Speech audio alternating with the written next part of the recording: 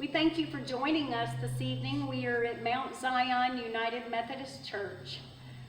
We are Pastors Phoebe Jowers and Pastor Carl Jowers, and we are here tonight to present a Christian Passover or a Good Friday Haggadah.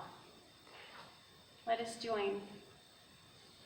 Blessed are you, Lord our God, King of the universe, who has kept us alive and sustained us and allowed us to pass through the season of Lent, during which we have remembered the story of the last days of Jesus' life.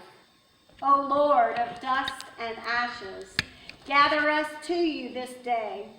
We are a people whose shepherd has been struck down. We remember with tears the suffering he endured. We ask your presence with us as we once again tell the story and as we mourn. Be with us this night as we begin the vigil of the resurrection.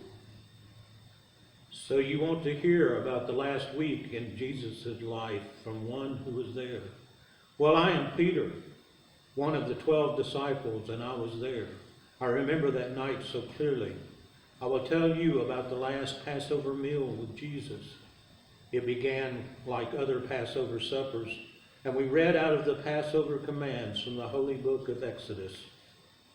Moses said to the people, "Remember this day on which you came out of Egypt, out of the house of slavery, because the Lord brought you out from there by strength of hand. No leavened bread shall be eaten. When the Lord brings you into the land which he swore to your ancestors to give you, a land flowing with milk and honey, you shall keep this observance in this month. 7 days you shall eat unleavened bread, and on the 7th day there shall be a festival to the Lord. You shall tell your child on that day, it is because of what the Lord did for me when I came out of Egypt. It shall serve for you as a sign on your hand and as a reminder on your forehead, so that the teaching of the Lord may be on your lips. For with a strong hand the Lord brought you out of Egypt. You shall keep this ordinance at its proper time from year to year." There we were, hungry and anxious, gathering at the table with bread and meat before us. Jesus raised his hands and called for us to settle and quiet down. And then he said the beginning words of the meal. "This is the bread of affliction which our forefathers ate in the land of Egypt. Let all those who are hungry come and eat with us. Let all those who are in need come and share our meal." He looked around at all of us. I can still see him. He was very calm, but his eyes were intense. We hung on every word. I tell you, that night was burned into our memories. "I have eagerly desired to eat this Passover with you before I suffer. For I tell you, I will not eat it until it is fulfilled in the kingdom of God." Then he took a cup, and after giving thanks, he said, "Take this and divide it among yourselves. For I tell you that from now on I will not drink of the fruit of the vine until the kingdom of God comes." Before they ate, Jesus, knowing that the Father had given all things into his hands and that he had come from God and was going to God, got up from the table. He took off his outer robe and tied a towel around himself. Then he poured water into a basin and began to wash the disciples' feet and to wipe them with the towel that was tied around him. He came to Simon Peter, who said to him, "Lord, are you going to wash my feet?" Jesus answered, "You do not know now what I'm doing, but later you will understand." Peter said to him, "You will never wash my feet." Jesus answered, "Unless I wash you, you have no share with me." Simon Peter said to him, "Lord, not my feet only, but also my hands and my head." Jesus said to him, "One who is bathed does not need to wash except for the feet, but is entirely clean." After he had washed their feet, had put on his robe, and had returned to the table, he said to them, "Do you know what I have done to you? You call me teacher and Lord, and you are right, for that is what I am. So if I, your Lord and teacher, have washed your feet, you also ought to wash one another's feet. For I set you an example, that you also should do as I have done to you. Then he took a loaf of bread, and when he had given thanks, he broke it, and he gave it to them, saying, "This is my body, which is given for you. Do this in remembrance of me." And he did the same with the cup after supper, saying, "This cup that is poured out for you is the new covenant in my blood. But see, the one who betrays me is with me, and his hand is on the table. For the Son of Man is going as it has been determined. But woe to that one by whom he is betrayed." Then they began to ask one another which one of them it could be who would do this. After we finished eating, Jesus wanted to spend some time in prayer. So we headed to the beautiful Garden of Gethsemane, a quiet, nice spot. The olive trees still bloomed there. We were all so tired. It had been a stressful week with the crowds. Jesus was saying things that we didn't understand. And he told one of us that would betray him, and we would desert him, and that I would deny him. I couldn't imagine that. It was all very confusing, and considering the atmosphere in Jerusalem was also a bit worrying. When they had sung the hymn, they went out to the Mount of Olives. And Jesus said to them, "You will all become deserters, for it is written, 'I will strike the shepherd, and the sheep will be scattered.' But after I am raised up, I will go before you to Galilee." Peter said to him, "Even though all become deserters, I will not." And Jesus said to him, "Truly I tell you, this day, this very night, before the cock crows twice, you will deny me 3 times. But he said vehemently, "Even though I must die with you, I will not deny you." And all of them said the same. Looking back on it all, I can see that it was at this time that the battle was won. It was right there in the garden. James and John and I could hear every word Jesus prayed. The others had been left in a little grove down the hill from us, but we were barely 20 feet away.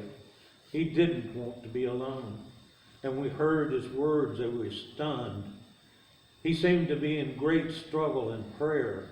He talked about the bitter cup. He talked about dying. It was too much. I guess we were exhausted by it, and the hour was late, and we drifted off to sleep. When they got to the place called Gethsemane, Jesus said to his disciples, "Sit here while I go to pray, and pray that you may not come into the time of trial." He took with him Peter and James and John, and began to be distressed and agitated. And he said to them, "I am deeply grieved, even to death. Remain here and keep awake." And going a little farther, he threw himself on the ground and prayed that if it were possible, the hour might pass from him. He said, "Abba, Father, for you all things are possible. Remove this cup from me, yet not what I want, but what you want." Then an angel from heaven appeared to him and gave him strength. In his anguish, he prayed more earnestly, and his sweat became like great drops of blood falling down on the ground. When he got up from prayer, he came to the disciples and found them sleeping because of grief. And he said to Peter, "Simon, are you asleep? Could you not keep awake 1 hour? Keep awake and pray that you may not come into the time of trial. The spirit indeed is willing, but the flesh is weak." And again he went away and prayed, saying, "Father, if you are willing, remove this cup from me. Yet not my will, but yours be done." And once more he came and found them sleeping, for their eyes were very heavy, and they did not know what to say to him. He came a 3rd time and said to them, "Are you still sleeping and taking your rest? Enough, the hour has come. The Son of Man is betrayed into the hands of sinners. Get up, let us be going. See, my betrayer is at hand." Judas showed up with the chief priest's guard and some Roman soldiers, and he went to Jesus and kissed him on the cheek just like he always did. It was such an ordinary, normal thing to do. And as I watched, it seemed as if time stood still. And Jesus asked them who they were looking for, and they said him. The other disciples joined us at that moment, and things got a little chaotic. I reached for the sword I had brought with me, and I don't know what came over me. I slashed out at the high priest's slave, and they were going to just take Jesus without a fight. But Jesus stopped me, and he reached out and touched the slave, healing him instantly. "Put your sword into its sheath, Peter. Am I not to drink the cup that the Father has given me?" They arrested Jesus and tied him up with ropes. Everyone except me and John took off running, and we followed the soldiers. When we got to Caiaphas' palace, John went in while I waited in the courtyard. While Peter was below in the courtyard, one of the servant girls of a high priest came by. When she saw Peter warming himself, she stared at him and said, "You also were with Jesus, the man from Nazareth." But he denied it, saying, "I do not know or understand what you are talking about." And he went out into the forecourt. Then the cock crowed. And the servant girl, on seeing him, began again to say to the bystanders, "This man is one of them." But again he denied it. Then after a little while, the bystanders again said to Peter, "Certainly you are one of them, for you are a Galilean." But he began to curse, and he swore an oath, "I do not know this man you are talking about." At that moment, the cock crowed for the second time. The Lord turned and looked at Peter. And then Peter remembered that Jesus had said to him, "Before the cock crows twice, you will deny me 3 times." And he broke down and wept. The trial, if you call it that, took place first thing in the morning. Except for those few minutes when I fell asleep in the garden, I had been up for over 24 hours. I'd been on an emotional roller coaster in the past few of them. I denied Jesus. I denied Jesus, the horror of it. And sometimes it's still with me. In my misery, I punished myself. I had to watch it all, everything. Even now, I cannot speak of it easily. I remember it so clearly. Each year, as Passover comes, I remember. I close my eyes and see it all again. The suffering, the crucifixion, the dying, for me, for you. As soon as it was morning, the chief priests held a consultation with the elders and scribes and the whole council. They bound Jesus, led him away, and handed him over to Pilate. Pilate asked him, "Are you the king of the Jews?" Jesus answered him, "You say so." Then the chief priests accused him of many things. Pilate asked him again, "Have you no answer? See how many charges they bring against you." But Jesus made no further reply, so that Pilate was amazed. Now at the festival he used to release a prisoner for them, anyone for whom they asked. The chief priests stirred up the crowd to have him release Barabbas for them instead of Jesus. Pilate spoke to the crowd, "What do you wish me to do with the man that you call the King of the Jews?" And they shouted back, "Crucify him." Pilate asked them, "Why? What evil has he done?" But they shouted all the more, "Crucify him." So Pilate, wishing to satisfy the crowd, released Barabbas for them. And after flogging Jesus, he handed him over to be crucified. The soldiers led him out to crucify him. They forced a passerby who was coming in from the country to carry his cross, Simon of Cyrene, to carry him and lead him. Then they brought Jesus to the place called Golgotha. They offered him wine mixed with myrrh, but he did not take it. They crucified him and divided his clothes among them, casting lots to decide what each would take. It was 9 o'clock in the morning when they crucified him. The inscription of the charge against him read, "The King of the Jews." They also crucified 2 bandits, one on his right and one on his left. Those who passed by derided him, shaking their heads and saying, "Aha! You who would destroy the temple and build it in 3 days, save yourself and come down from the cross." In the same way, the chief priests, along with the scribes, were also mocking him among themselves and saying, "He saved others. He cannot save himself. Let the Messiah, the King of Israel, come down from the cross now so that we may see and believe." Those who were crucified with him, they also taunted him. As I stood with the crowd and watched, I guess I was numb. Words from the Psalms kept echoing in my head. They seemed most appropriate in that dark, dark day. My strength is dried up like a potsherd, and my tongue sticks to the roof of my mouth. I am laid in the dust of death. Dogs have surrounded me. A band of evildoers encircle me. They have pierced my hands and my feet. I can count all my bones. People stare and gloat over me. They divide my garments among them and cast lots for my clothing. Insults have broken my heart, so that I am in despair. I looked for sympathy, but there was none.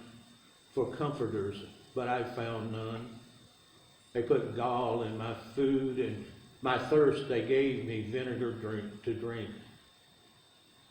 When it was noon, darkness came over the whole land until 3 in the afternoon. At 3 o'clock, Jesus cried out with a loud voice, my God, why have you forsaken me?" When some of the bystanders heard it, they said, "Listen, he's calling for Elijah." And someone ran, filled a sponge with sour wine, put it on a stick, and gave it to him to drink, saying, "Wait, let us see whether Elijah will come to take him down." Then Jesus gave a loud cry and breathed his last. And the curtain of the temple was torn in 2 from top to bottom. Now when the centurion who stood facing him saw that in this way he breathed his last, he said, "Truly, this man was God's Son." When evening had come, and since it was the day of preparation, that is, the day before the Sabbath, Joseph of Arimathea, a respected member of the council, who was also himself waiting expectantly for the kingdom of God, went boldly to Pilate and asked for the body of Jesus. Then Joseph brought a linen cloth, and taking down the body, wrapped it in the linen cloth, and laid it in a tomb that had been hewn out of the rock. He then rolled a stone against the door of the tomb. My brothers and sisters, I have told you the story. It is a story of how our world was changed, the story of the new Passover, the story of how God has acted to save and deliver his people. Though it is hard to tell and it is hard to hear, I intend to keep on reminding you of these things. Though you know them already and are established in the truth that has come to you, I think it is right, as long as I am in this body, to refresh your memory. The children of Israel were slaves to Pharaoh in Egypt, and the Lord our God delivered them from there with a mighty hand and an outstretched arm. We too were slaves to the power of sin and death. We remember on this night how the Lord's anointed stretched out his arms for us upon the cross to deliver us. We remember on this night how God did not spare his own Son, but gave him up to death in our place.